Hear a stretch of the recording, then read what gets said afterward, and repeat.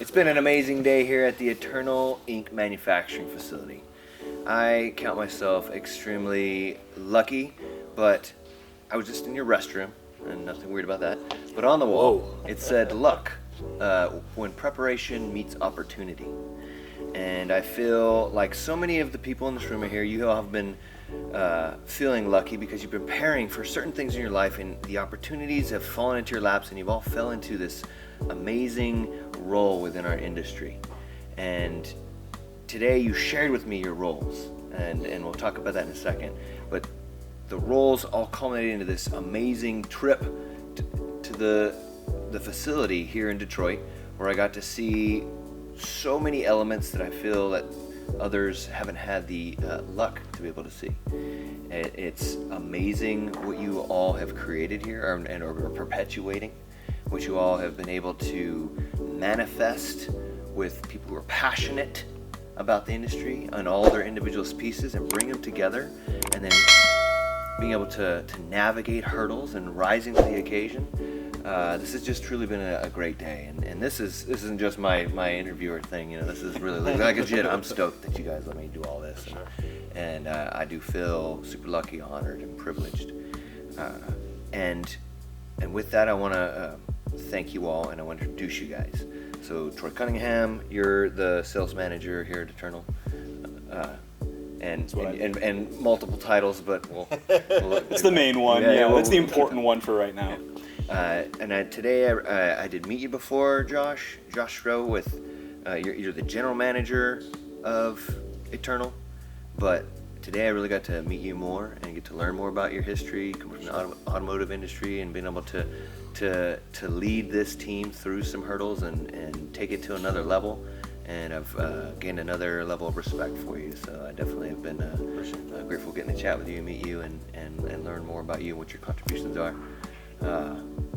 As we talked about in our interview, Sean, you know, you're this, you're like the tattoo artist's special forces agent. You know, you've been fighting for us in the background, and I think that you know, so many people owe you a debt of gratitude, and I'm grateful you made this happen. You were the one that brought that opportunity to my door. So thank you very much.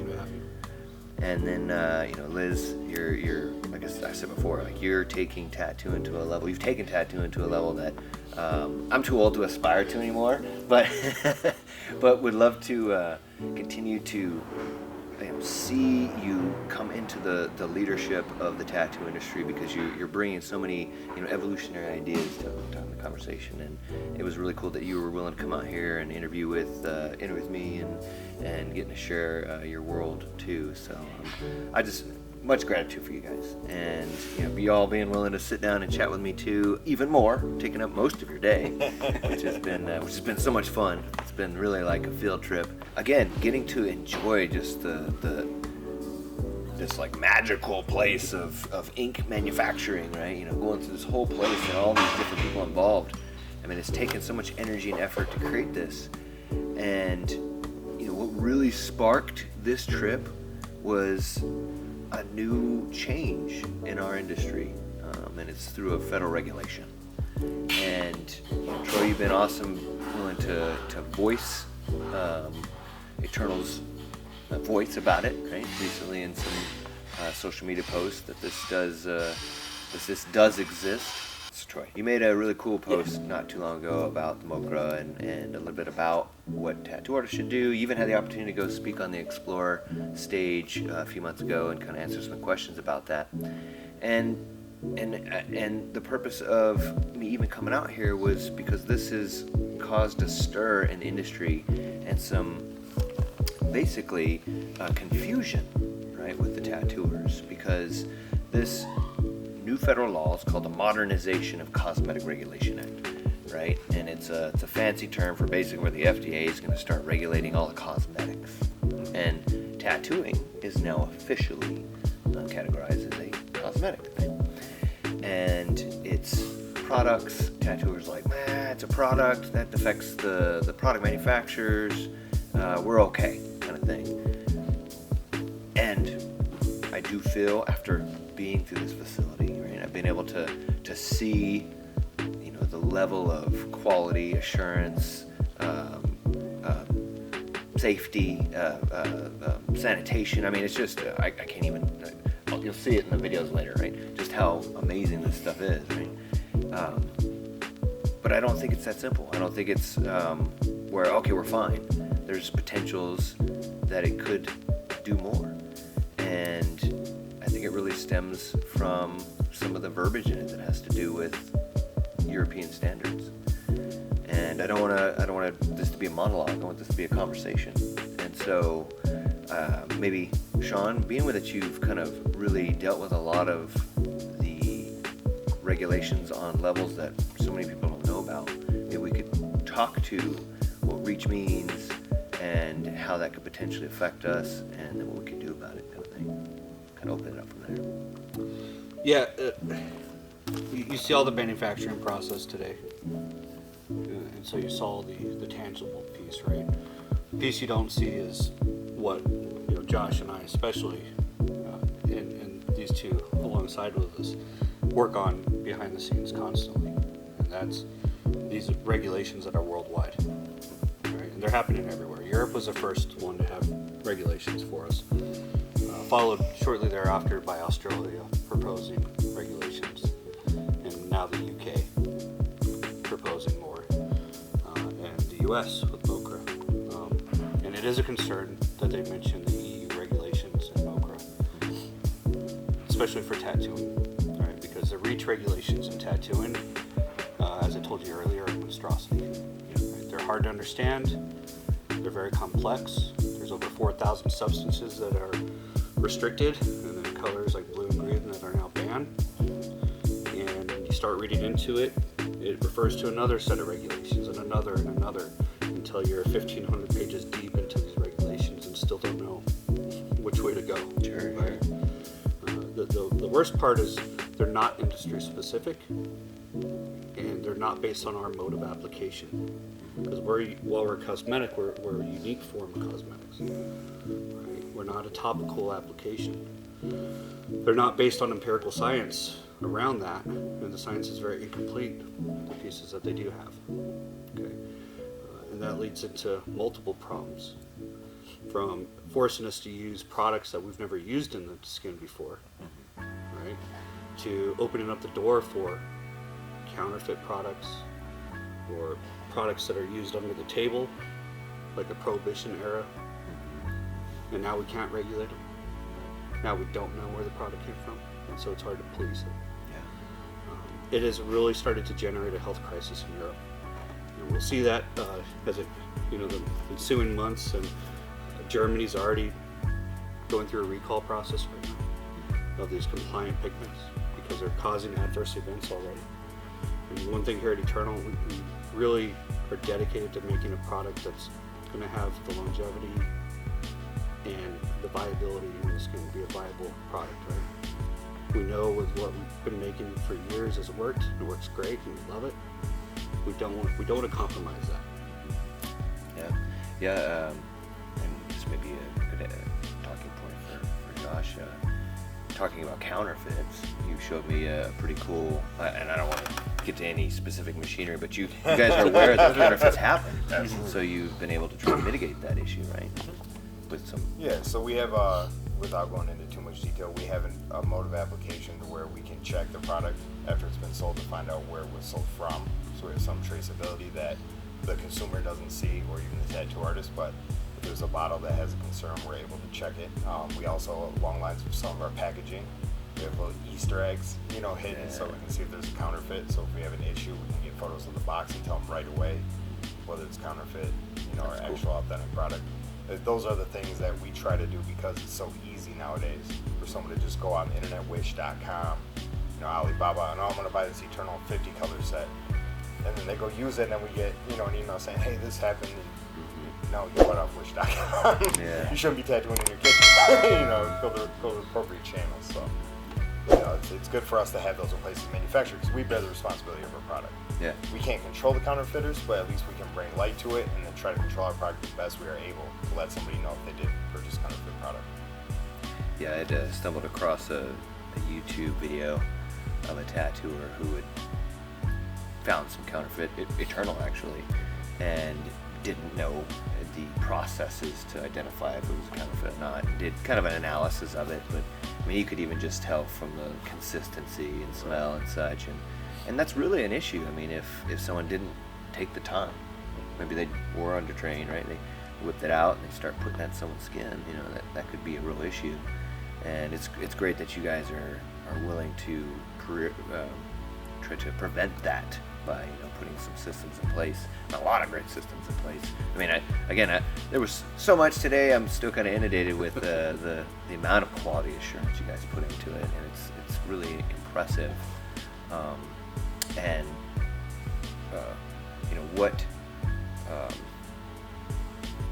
what type of quality that each person brings to it.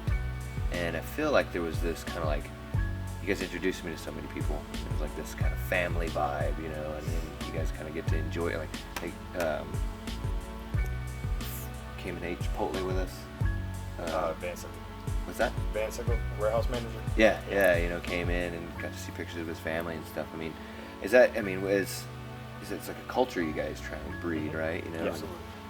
I mean, do you guys like get together on time off and stuff? And No, we just never leave the warehouse. Oh, yeah. 7, so. Yeah, Got a here a cot lot. right over there by the door. No, we are a family. We throw balls at each other for Christmas parties. Yeah. Dodgeball. Yeah, and axes and things like that. Yeah. But we've always, we're a family business to start with, and we always try to nurture that spirit and work hard, play hard. Absolutely.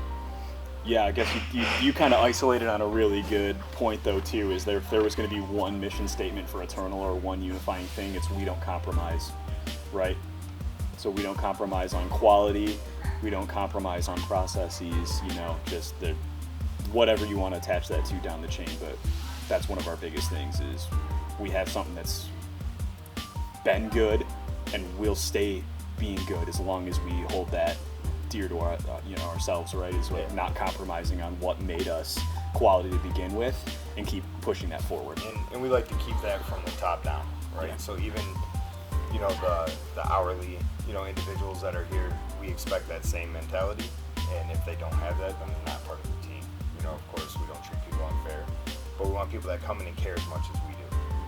We have the luxury of having a lot of legacy employees that have been here and seen it from the ground up. So there's a sense of pride, that comes with it. It's part of who they are, who they've grown to be. So they take that into their job, into each process. And I mean, it's kind of surprising to come from automotive, how many things get skipped and, pencil whipped just to get the job done. And here, I walk in the door, I get 3 people running, hey, I found this, check this out. And then, sometimes it's like, okay, that's not even a big deal. That's actually okay. And they're like, okay, I'm just making sure. I just didn't want no BS going out the door. I'm like, it's refreshing, to step into an industry like that. I think the something like that. absolutely. I think the quality starts with our pride, right? And it starts with our community and our culture that we have here.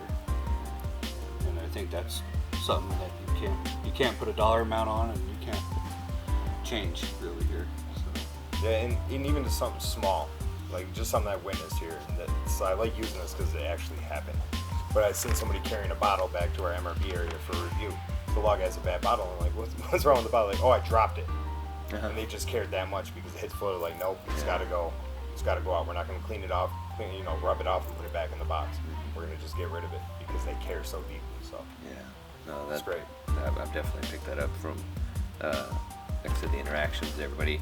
I felt like I was proven wrong that you guys have prepared everyone for me to come down and record, and yet they were so, so focused, and I was like, oh, I get that the quality, but I was like, oh, they're pretending like they're extra busy, but that was just really what they do. Yeah. And, Uh-huh. they're really stoked about it, and everyone's That's the pride. genuinely happy to. Yeah, to what you saw see was a pride that they all take in their job and what they have to handle.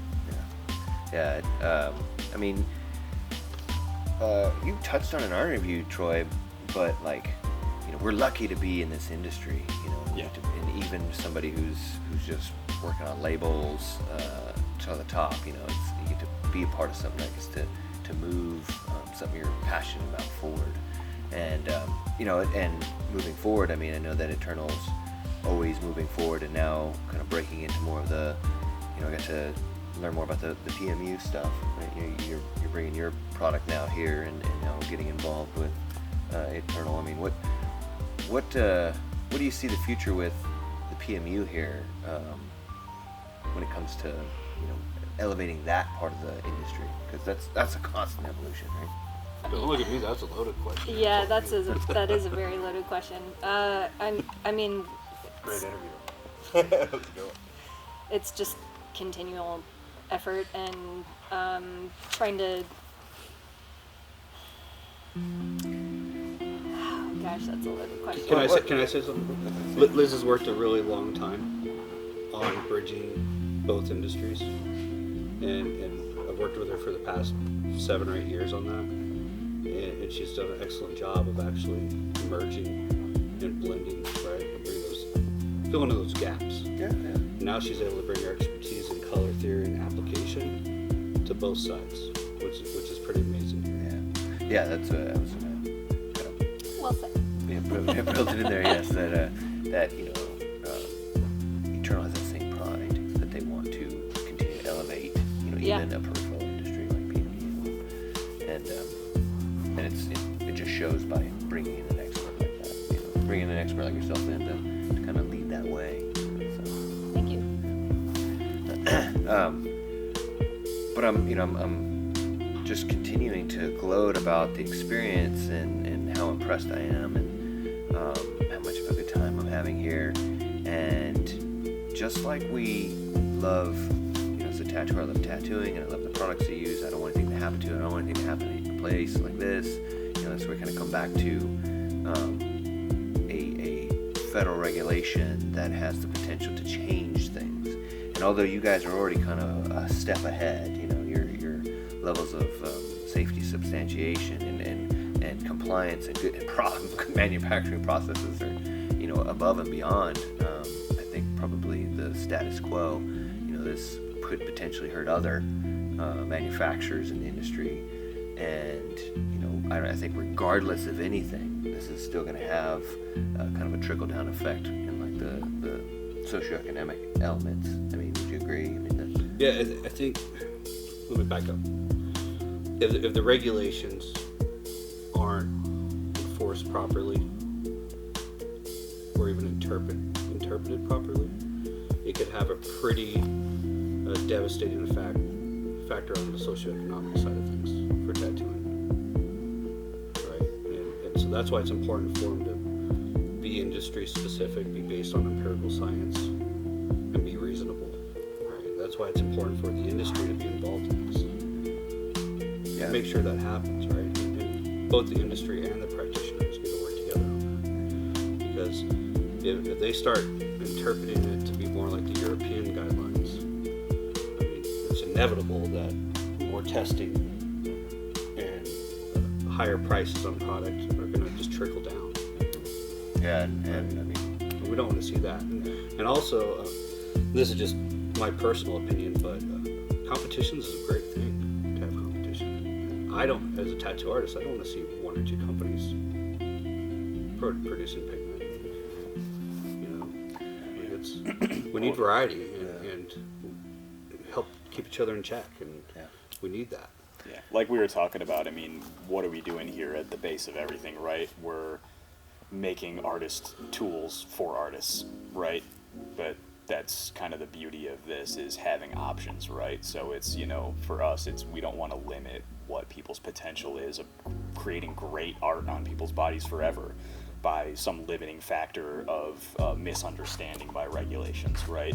So, I mean, we all have good relationships with our competition here. I don't think you'll hear a bad thing out of any of our mouths of a lot of our competition. It's not how it used to be, or like how a lot of people interpret it to be. It's a great working relationship, so that's the last people who I want to see fail and sink, right? Yeah. It's bigger than just us as manufacturers. It's the 100%. whole industry, Yeah. right? And we got to protect, what we love and care about. Being on the outside, coming in from my past, but being a fan, of the industry and wanting to be a tattooer growing up, now finally have a chance in the industry, but it's a love for something that could be taken away if people do not act. And it's not to, scare people or anything, but if the manufacturers are the only ones, talking to the regulating authorities, then they're like, okay, well, we hear the manufacturers, but they're just chasing money. They're not hearing from the artists, so they must be fine. Yeah. They must be And okay. competition helps all manufacturers or everybody elevate, right, and move on to the next level. It's like, Sailor Jerry back in the day used to tattoo a sailor and hey, go show so-and-so this new red I got, or this new purple, over in San Francisco when you make port over there. And they're competitive, but it helped elevate the whole industry, and so we need it. Yeah, stimulate that. And well, you think about the origin of Eternal. I mean, it's tattooer made. Like a lot of the smaller manufacturers are just tattoo artists. And it is coming from that realm, and it would be horrible to limit that ability to be able to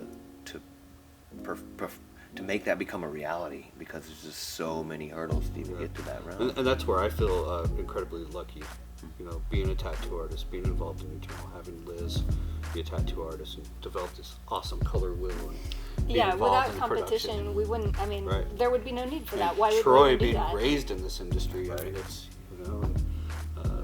part of the industry. We care about it, and we need competition to help keep doing cool shit.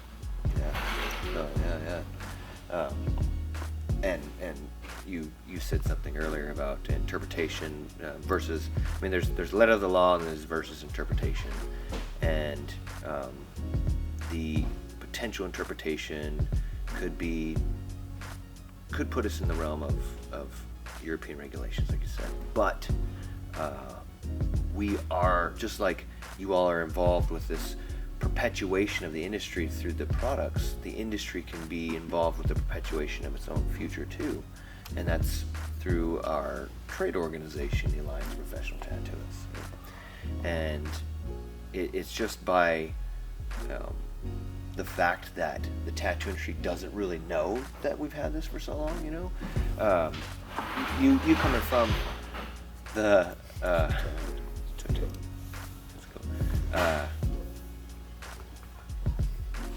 so Sean, you've had the opportunity to be in some conversations with regulators and lawmakers, high level, and they have recognized the Alliance of Professional Tattooists as a legitimate constituent base, and namely because of their 30 plus years of nonprofit status, teaching health and safety in the industry. So they've got good credit. And I think we're at a phase now where the tattoo artists, the tattoo practitioners need to know this.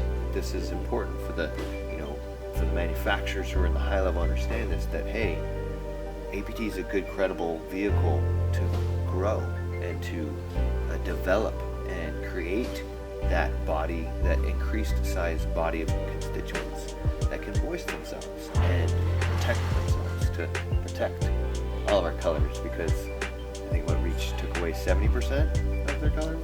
I would say more than that. I would say almost 80 or 90. Yeah, probably. And it's because of incomplete science, right? It's incomplete science and industry involvement. That's the other key I don't think we talked about yet. And if the industry and the practitioners aren't involved in the process, they're going to do. In Europe, they said, "Oh, well, you guys don't prove it's safe. We're going to take it because it must be harmful." It doesn't matter the historical facts of, and the science around our history of how long it's been okay, and there's nobody dying or nobody being hurt from tattooing. If we can't prove it's safe, they can take it away. That's what the Europeans have said. Every other industry has a trade organization that gets together and it speaks from the common voice of unity. And that's where the legislators really react. Now, I used to view APT as the old man's club, right? All the old schoolers, mad respect to them. That's the generation I learned from. But in the past year and a half, 2 years, I've seen a dramatic shift in the APT. And it's really amazing, especially the last few months. I'm at the Alliance of Food and Drug Officials conference, and all over the place. It's been great. And actually having committees like the pigment committee that you chair, it's bringing everyone together, which is a good step. Yeah. I feel that everything, like this conversation here, this meeting here, this trip out to Detroit, is that final, or that initial fuel for the spark that's happening, right? The APT has started. The Eternal and the manufacturers are aware, right? But now it's time to fuel that fire, and it's by us coming together and collecting our voices and sharing that manufacturers are acknowledging and ready to, step up, but also support the practitioners, and the practitioners are getting adding new leadership and a new voice, right? Not the old man's club anymore. It's this generation, right?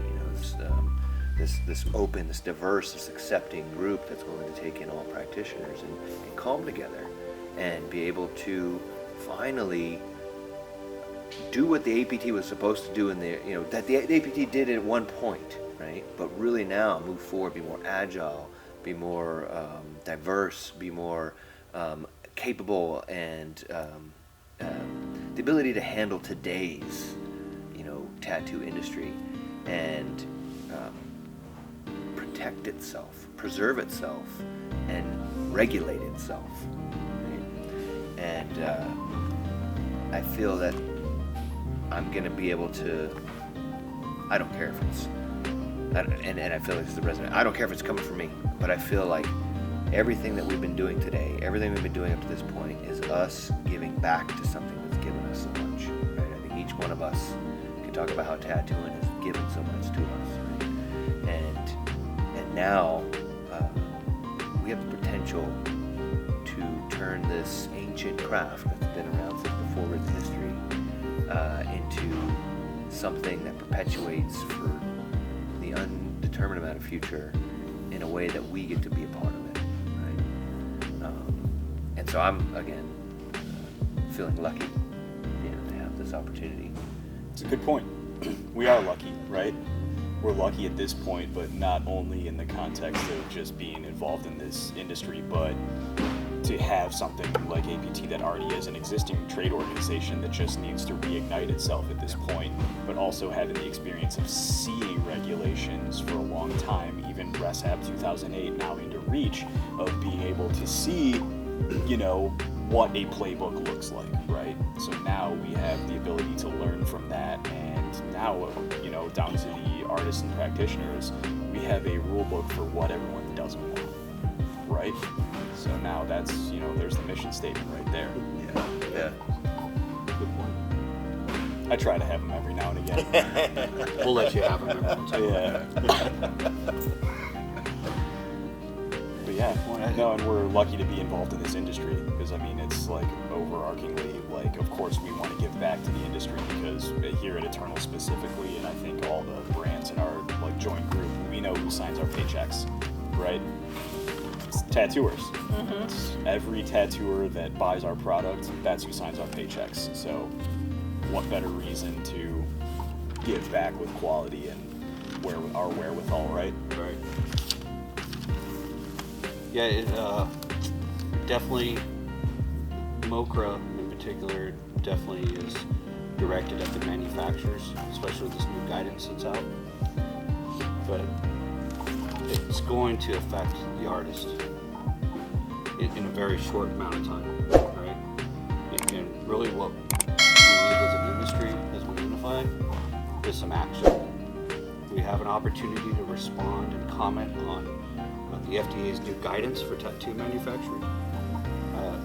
We only have a very short period of time to do that, and so it's crucial that we get together in all these groups and we come together with a unified message to respond. And then the survey you're talking about, it's crucial that we get participation in that, because that survey is not only going to give us those metrics that congressional leaders always ask for when you're going to talk to them, but it's going to give us data that could help us worldwide. And that data that we could get back will help us study tattooing a little bit more and prove the safety of tattooing. And that's all anyone's asking for, right? Is for us to regulate ourselves and prove the safety. Yeah. And if we could do that, I'm confident that this will spread and reach Europe and possibly help our brothers and sisters over there that need it. Yeah. get their income back, their way of life back. Yeah, and in future videos we'll be getting to interview some of them and kind of hear from the horse's mouth, so to speak. Good. And you're saying action, and I guess we could also land on a good call to action. We do have a platform called the Body Art Regulation Support System. It's on the Discord app or server, and it helps house all those groups you just alluded to, right? Because there's so many. AFDO and NEHA and APT and APEP and there's so many different acronyms. It's like but this is a place that people can start to go and start to digest some of this information and get content about what Eternal's doing, maybe what APT is doing in new leadership, and where we are at in the survey process, and the FDA guidance response, and all the other things we're involved with. Like, this is a place that people can go to and learn more about the APT. If they're interested in getting involved with that, and and we're collaborating on being able to then work with Eternal and other manufacturers and potential educational platforms maybe to provide benefits for the members, because that's what it's all about, showing that when we do come together, good things happen, and some good things can happen. So is there any I guess is closing statements, anything you guys want to finish up with, anything you want to share with the industry, those who are listening? Yeah, I mean, the biggest thing I would like to say is that competition needs to stay. We need competition, but we need to do it in a healthy way while we all figure out a way to come together. We can still have this while we have that, but it's going to take that well-rounded community to be able to push forward and get things accomplished. Yep. And it can happen, but it takes, what we said, action. Everybody can talk a game, but we have to walk the game as well, and we can. So let's do that. Let's get together and actually, make it happen. And hopefully help the EU on the process. That's so far gone in certain ways, So. No, I appreciate that. Thanks to every tattooer for the support for so long, right?